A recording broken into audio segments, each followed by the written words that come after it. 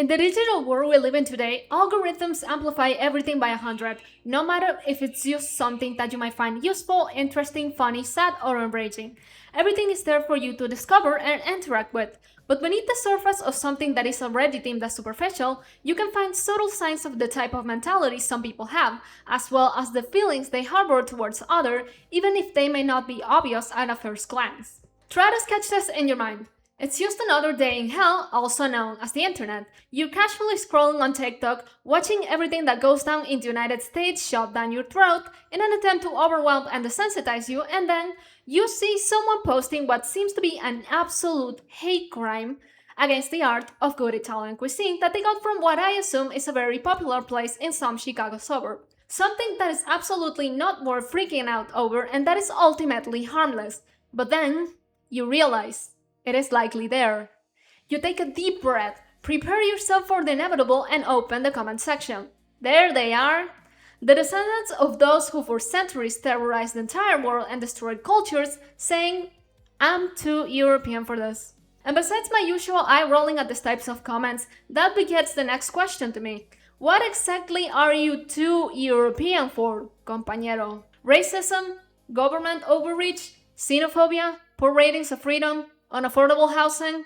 I said, oh, I'm sure. Social media was created with the purpose of breaking down the physical and economic barriers of travel that make connection with other cultures difficult. In theory, it was meant as a tool to unite us. And yet, as we stand in 2026, it has caused more division than its creators ever fathomed. Maybe Tom from MySpace did know a thing or two. We are exposed to the experiences of those who live on the other side of the world, of those who experience life very differently because of factors that are out of their control, of those who do simply not share the same worldviews as you. And instead of creating positive discourse, it has led to people being so overwhelmed by content to the point of developing a serious lack of empathy, of being consistently angry and lashing out at other users, and an overwhelming misery taking over their minds because they can't stand to see others happy and enjoying themselves.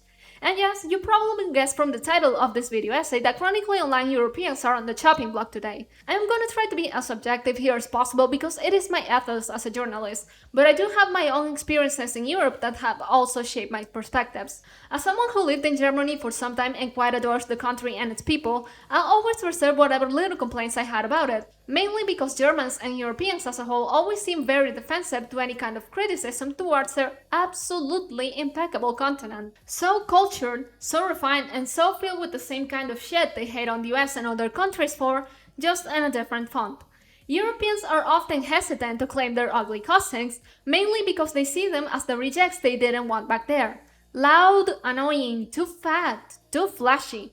Which is funny, because considering how self-righteous and arrogant Europeans act on the internet and also in real life, they have historically relied on America for their joint defense, as well as robbing their former colonies of their resources to fund their economies and all the other benefits they have, while also complaining that they're being invaded by immigrants, which has a lot more nuance to it than clickbait articles might have you believe. I'm not trying to say that people shouldn't be proud of wherever they come from, and I do agree with a lot of them on immigration and how poorly it has been handled, but a lot of Europeans online seem to be in echo chambers where they lack the self-awareness necessary to confront their domestic issues and simply resort to America bad, and that they're the ones causing all the problems in the world, while their own governments are not only allied with America, but are also actively participating in destabilizing the global south. Of course, the main protagonists of this mess are the usual suspects, the British, the Spanish, and the French. I'll give Spain their due since they're actively trying to make amends for their terrorism during the Crusades, even if it's not exactly for the most moral of reasons. Yes, the regularization of illegal immigrants has nothing to do with being humane, and everything to do with a pro-corporate ploy in order for Spanish companies to access cheap labor, and no, Pedro Sanchez is not the bastion of progressive values you think he is, but I digress. Since we always analyze these topics through a sociological lens, of course, I will name the theories we'll be working with today, which will be linked down below for you to read, as per usual. First one, the social identity theory by Henry Taffel and John Turner, or tribalism in a crude layman language, in how it's used by Europeans as a means of forming a collective identity to other Americans from them, and engaging in social comparisons about culture to make themselves feel superior. Second, the coloniality of power by Annabel Quijano. Even though this theory mostly applies to Latin American countries, this video is going to use it in the context of moral shields and deflection to avoid European reckoning about their own domestic issues and participation in neocolonialism by, once again, engaging in cultural comparison and touting themselves as superior while keeping the spotlight on the United States. And third, hyperreality by Jean Baudrillard, which relates to distorted perceptions of reality via mediatic representations. Since Americans' main cultural export is visual media, Europeans and the rest of the world interact with a version of the country that's manipulated by social media and consistent news cycle. This, combined with the overflow of content coming from America, allows them to treat American issues and tragedies as a form of entertainment and as ammo for the already mentioned cultural comparisons, and distances them from reality, impairs their sense of empathy, and absolves the tangible human cost in their minds. The last one is not as relevant, but it will still be used, and that is the cultural capital theory by Pierre Bourdieu and Jean-Claude Passeron. While it's predominantly used to address unfairness in educational achievements,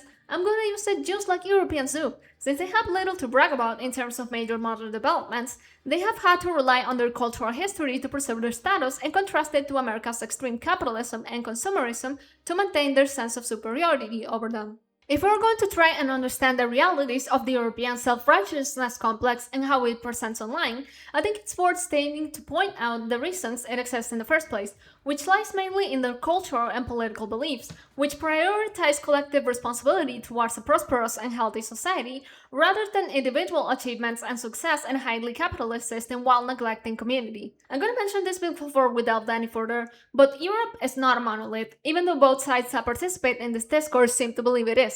There are marked cultural differences across the country, especially in Western Europe versus Eastern Europe, with some of it also overlapping to West Asia since Turkey is located on both continents. For the sake of this video, we're gonna use those countries who belong to the European Union as benchmarks, although others will not be excluded from the discussion entirely. Europe is constantly admired online for its prioritization of the well-being of their citizens via social welfare. Even though the EU and Europe as a whole has some of the highest marginal tax rates in the world, most of it goes to funding their social security systems, public infrastructure, low-cost or even free education, and universal healthcare.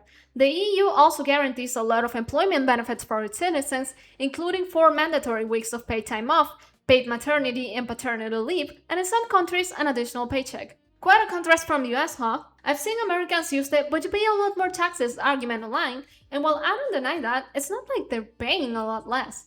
The American federal tax brackets range from 12% to 37%, and that's not all they have to pay. While states like Florida, Texas, and Washington don't have a personal income tax, most other states do. Some cities, like New York, also have their own local taxes. Reality is that Americans actually do pay a lot in personal income taxes, not to mention property and sales taxes. However, they often don't see the benefits of their dollars. For a first world country, America's public infrastructure remains quite underdeveloped. Public transit across the country is quite poor, with only New York City, Washington DC, and Los Angeles to some extent having respectable transportation networks. Otherwise, it's a car-centric country. America is not really walkable either, and you likely need your own vehicle or calling an Uber to get from point A to point B. The cost of higher education is another big issue. If you want to get a degree in the United States and don't have a scholarship, expect to shell out no less than $10,000 in annual tuition and fees. This can go for exorbitant amounts if you choose more prestigious institutions, where a 4-year degree can cost up to $300,000, with that amount rising if you choose to pursue a path in medicine or law. But in spite of this, Americans make do, either by grants or by taking highly predatory private loans with disadvantageous interest rates or public ones from FAFSA. According to the Student Debt Crisis Center, more than 45 million Americans owe over $1.7 trillion in loans. I don't think I should go on for long about the state of the healthcare system in America, which aside from Medicare and Medicaid amongst others, highly relies on private insurance through employment. The 2024 murder of United Healthcare CEO Brian Thompson and the public acceptance of Luigi Mangione, who stands accused of killing him, brought a lot of attention back to this topic and revealed the deep frustrations Americans have with their healthcare system. According to the National Library of Medicine, medical expenses are the leading cause of Americans declaring personal bankruptcy. A lot of factors contribute to the collective mindset a country shares, including politics and economic systems. The EU has adopted a model of social democracy with stricter regulations on businesses and some personal freedoms, but that overall prioritizes the well-being of its citizens towards the benefit of the collective. The United States is a constitutional republic with a free market system and a lot of personal freedoms, although you can Gold isn't the question at this moment. Americans are portrayed to have a more individualistic mindset, although what you see online might not always depict reality. The American tax system rewards entrepreneurship by means of breaks, reductions, and loopholes for business owners to exploit. The contrast between these two factions suggests that there is a divide between a conservative country that enjoys hyper-capitalism versus a society dominated by leftism and progressive values. But that leads me into my next point, which will reveal what that's not true in its entirety. Despite its reputation in the media and the amount of American immigrants, yes, you're not an expat, you're an immigrant, that post themselves riding bikes in the Netherlands on TikToks and telling you all about the benefits of living in Europe and how they're more tolerant than America, it's not the extremely progressive place it's made out to be. Once again, we start at the fact that Europe is not a monolith and that many cultures converge there. But the evolution of how the European Union has handled the refugee crisis and the public opinion about West Asian and North African immigrants is definitely revealing of a wound that European leaders have allowed to fester for the past 10 years, and now it has led to rot advancing through the entire institution. At the height of the Syrian civil war in 2015, approximately 1.3 million people arrived to the European continent seeking asylum after fleeing from conflict. Not only Syrians, but also people from Pakistan, Eritrea, the Balkans, amongst others. Since neighboring countries in the Levant and North African regions like Jordan, Egypt, and Lebanon were no longer taking in refugees, European leaders had to make do. However, they did not agree entirely on what to do about it. The then Chancellor of Germany, Angela Merkel, had stated that there needed to be a lot of cooperation between EU member states in order to address this crisis properly, with her sentiments being echoed by other leaders of the bloc, displaying a welcoming attitude towards immigrants, but, like someone wise once said, the road to hell is paved with good intentions. This was met with opposition, with former French President Nicolas Sarkozy criticizing the EU migrant plan and voicing his concerns about immigrants taking advantage of the French welfare system. Of course, the usual suspect, rest in peace, claimed that the EU was planning to flood Hungary with immigrants and defy this legislation, being backed by Slovakia, the Czech Republic, and Romania. This resulted in a proposal being made for the EU to reduce funding to those countries who were not willing to comply. Notice something? Yeah, keep noticing. Eventually, they gave up on trying to force these countries to accept refugees after continuous resistance, and the immigrants ended up being resettled to countries who were willing to take them in. While I am of the belief that a government is a reflection of its people, what I want to look for is what European citizens thought while the governments were bickering. In 2016, the Pew Research Center conducted a survey to analyze the opinions of Europeans across 10 EU countries on 5 different factors at the height of the crisis. A 59% median voiced concern about the prospect of increased terrorism for Muslims in the continent, with Hungary highest at 79% and Spain lowest at 40%. The survey also found out that a lot of people perceive refugees from Syria and Iraq as a major threat, predominantly in Poland and Greece. Across the 10 countries surveyed, the majority stated that whatever negative perception they have of immigrants is because they have negative perceptions about Muslims. All those surveyed generally agreed that diversity in the countries is not something that makes life any better, and in some countries they stated that it actually makes life worse. Additionally, all those surveyed vastly agreed that the EU had done an exceptionally terrible job at handling the crisis. As the years have passed, multiple factors, including controversies like the New Year's Eve sexual assaults across Germany, the Manchester Arena bombing in 2017, and the start of the Russia-Ukrainian war, the perception of Europeans of immigration has worsened, with calls for stricter measures to regulate immigration and tighter border controls to be put in place, as well as the rise of far-right parties such as AfD, Alternative für Deutschland in Germany, Reform in the United Kingdom, Vox in Spain, Brothers of Italy, led by current Italian Prime Minister Giorgia Meloni, and National Rally in France. The concept of the erosion of European cultural identity has made it easier for far-right leaders to scapegoat the refugees as being the ones to blame for the continent's decay and calling for Europeans to take back what's theirs. Numerous proposals have been made to target those immigrants who live off of the government and deport them to their countries of origins. In March of 2026, the European Parliament approved the return regulation on their immigration policy, an approach that might as well be taken off of an icy induction talk. The return regulation sees migration policy towards coercion and policing, as described by David Colombi for CEPS. The general approach of this regulation is endorsing home raids and search of other relevant premises, identity checks, workplace inspections, the obligation to cooperate, and the sharing of medical data with immigration and law enforcement authorities. Keep noticing. There's basically nothing in the regulation that addresses migrant irregularity. In most cases of this kinds of legislation being applied, The immigrants that do everything by the book are usually the first to take the fall, since they're easier to track down in the system. It's not about proper immigration policies, it's about the performance of it. You detain some people, preferably brown, you make an example out of them, deport them back to their home countries, win easy political point with the stupid crowds, while the actual problem remains unaddressed. Sound familiar? And for all that is said about Europe being a more tolerant place, if you delve into online spaces that talk about these topics, you'll likely find opinions from white people. The experiences of black people and other people of color are not platformed as often or usually ignored, especially those of black Europeans, since most people correlate being European with being white. This is the part where most of my personal experience will come into light, as arriving in this really tolerant continent was actually the first time I experienced bigotry myself. I had always considered myself pretty close to being white since I'm pretty pale, and at that time, I hadn't grown enough for my more ethnic traits to show up, so I thought I was pretty safe. That was until some white supremacist old man in the German town of Langa absolutely clocked my tea and said I wasn't purely white and that I had traits of the Moors.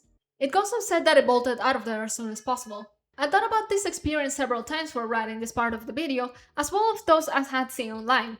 I'm not on social media like Instagram or TikTok anymore, so I can't link you to a lot of videos, but I know the content creator Wonderslot makes short videos on this occasionally, and I have seen a lot of black travel influencers talk about this as well. I wanted to do my research on this properly so I can give everyone who is unfamiliar a little display of bigotry, especially racism and xenophobia and how it operates in Europe. I found this very good article that I will link down below that was written by Elena Ball, Melanie Stephens, and Claudia Niedlich for the National Library of Medicine about the characteristics of racism in Europe and the way it presents. Although the focus of this research is primarily on work-related discrimination, there's a lot of things we can take away from here in order to understand how racism works in an European's mind. I love this quote to start off the essay. And if I answer and say that I am German, they look confused, you know. They stop for a moment like thinking, German? Or they just start laughing as if I misunderstood the question or gave the wrong answer, you know.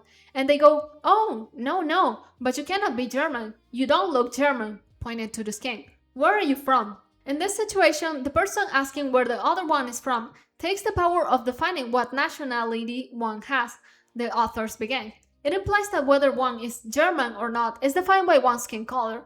The statement suggests that the understanding of Germany is as racially homogeneous. Such views have grown differently in the historical developments across nations. They still influence which stereotypes are present in people's mind today, so that in Germany a black person is perceived as being a foreigner.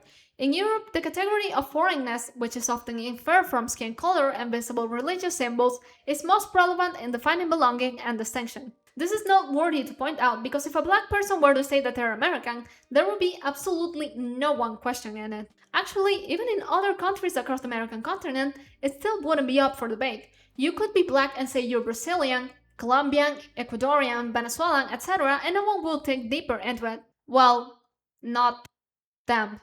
The perception of Europe as racially homogeneous is one of the bases they use in order to oppose immigration and refugees, claiming that European values need to be preserved when what they actually mean is that whiteness needs to be preserved. Once again, the opening statement and the quote of the paragraph contain plausible deniability. By questioning their identity as German, they're able to pass the racism and xenophobia off and gaslight someone by simply saying, oh, I just assumed you were a foreigner because you don't look German, aka you're not white. And it's particularly ironic in the case of Germany, because despite all the posturing about never again and not repeating their past, these bitches have learned absolutely fucking nothing. Not only because this kind of subtle racism still plagues their society, but also because they will never beat the always on the wrong side of history allegations and have let the far-right party Alternative for Germany make a stronghold in the parliament. A lot of this subtle racism is directed at Muslims, mainly because Islamophobia is racialized. Like I mentioned before from the survey, a lot of the negative perceptions Europeans have about refugees is because they already have a negative perceptions of Muslims.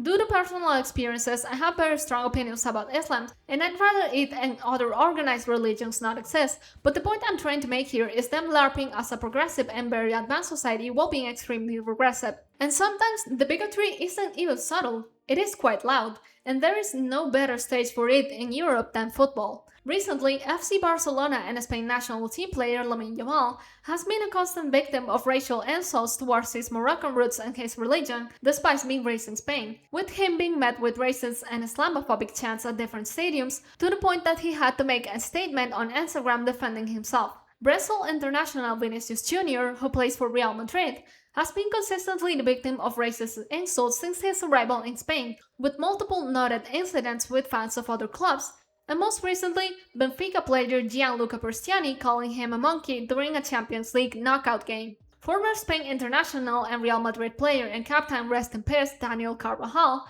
even refused to defend him, saying that Spain is not a racist country and that it shouldn't be judged by a few bad actors. But Spaniards are basically the inventors of racismo. The racist abuse Vini has gotten is so bad that it has led to actual legislation being made in order to properly punish people who engage in racism. And while these behaviors are pretty obvious to everyone, I feel like we should also talk about the part the media plays in propping up Europe and tearing down other countries. I thought back about this video from the New York Times opinion titled "What do Europeans think about American life?" I really feel some type of way about the opening statements, which goes like, sometimes it's good to have an outside perspective on life, so we asked some Europeans to judge how Americans live.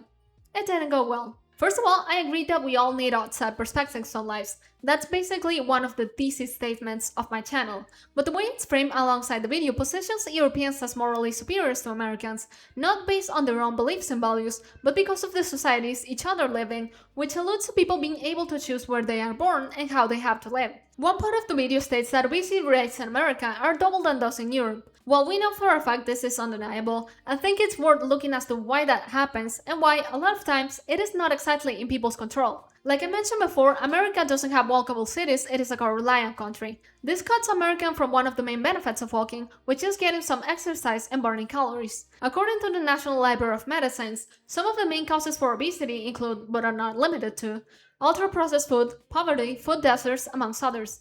The American Food and Drug Administration, mostly known as the FDA, is not as advanced in terms of public health matters in food like the regulating bodies of other nations are. I'm also gonna point this out, and I want you to keep this one in mind the most, is that in the American hyper-capitalist society, corporate profits are always going to be prioritized above the health of its citizens, which is also deeply intertwined with private insurance and pharmaceutical companies in a nightmare blunt rotation to keep making money off of playing with people's lives and making sure they don't have access to quality food. In a 2025 report, the United States Department of Agriculture stated that about 12.8% of America live in food deserts, which are low-income or rural areas where supermarkets and convenience stores are scarce and are predominantly populated by people who don't have reliable means of transportation in order to make the drive to a supermarket that is not in their immediate area. A 2016 USAID map revealed that the majority of food deserts are concentrated in the south, especially in the Black Belt. This directly correlates to Black people having some of the highest rates of cardiovascular diseases in the country. These food deserts pressure people into buying cheap and often overprocessed fast food, which is something that contributes to obesity. And let me reiterate this, most people don't have a choice.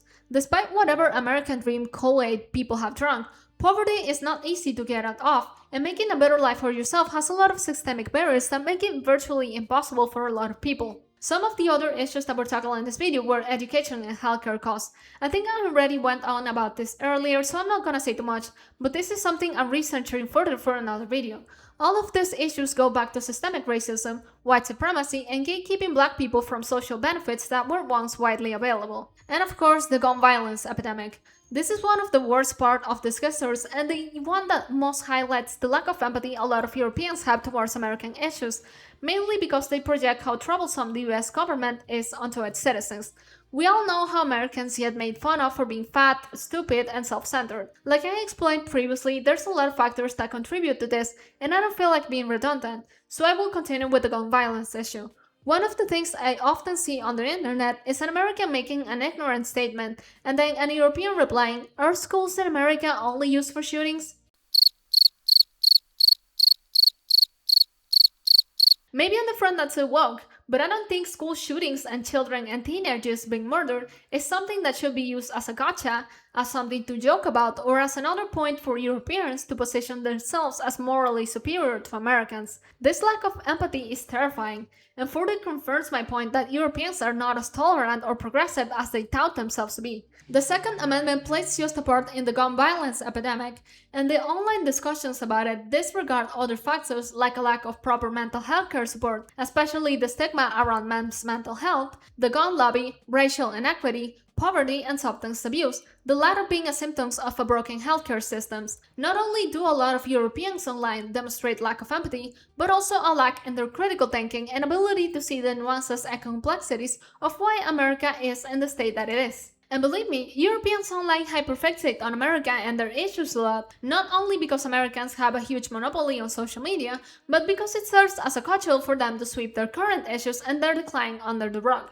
For normal people, it shouldn't be that much of a secret that Europe has to rely on neocolonialism and stealing from their former colonies to build their continent and their energy supplies, which they have achieved through unequal and ethically questionable trade relationships. The best example of this is Francafrique, which describes the unbalanced relationship with France and its former colonies in Africa. Even after they all gained full independence in 1959, France still asserted their dominance under them to exploit their natural resources, mainly their oil, under the vision of President Charles de Gaulle, to establish France as a global superpower under the guise of guaranteeing stability for them. France has long been accused of installing puppets in Africa that are willing to maintain these unequal trade relationships and sabotaging any politicians who seek to fully expel French influence from their countries. Even to this day, those lazy snail munchers charge 14 of their former colonies a tax, which allows them to claim 85% of their annual income.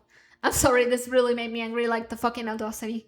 And of course, any refusal of an African leader to pay this tax often leads to a coup and them being overthrown to be replaced by another French puppet. And the French are not the only ones guilty of this. Belgium extracts resources like diamonds, copper, and cobalt from the Democratic Republic of Congo, which has led to a huge humanitarian crisis in the country. And all of the resource exploitation is done because of those abusive powers and the general power imbalance. Why doesn't the EU dare to steal oil and natural gas from Norway? I mean, they do have a ton of it.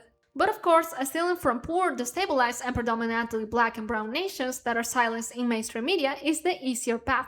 And as much as neocolonialism is still used by European powers, the part it plays in the continent's decline remains up for debate. More than anything, it's up to the rise of alternative powers and trade partners for other nations that provide better terms, like BRICS or other countries in Asia, Africa, and Latin America.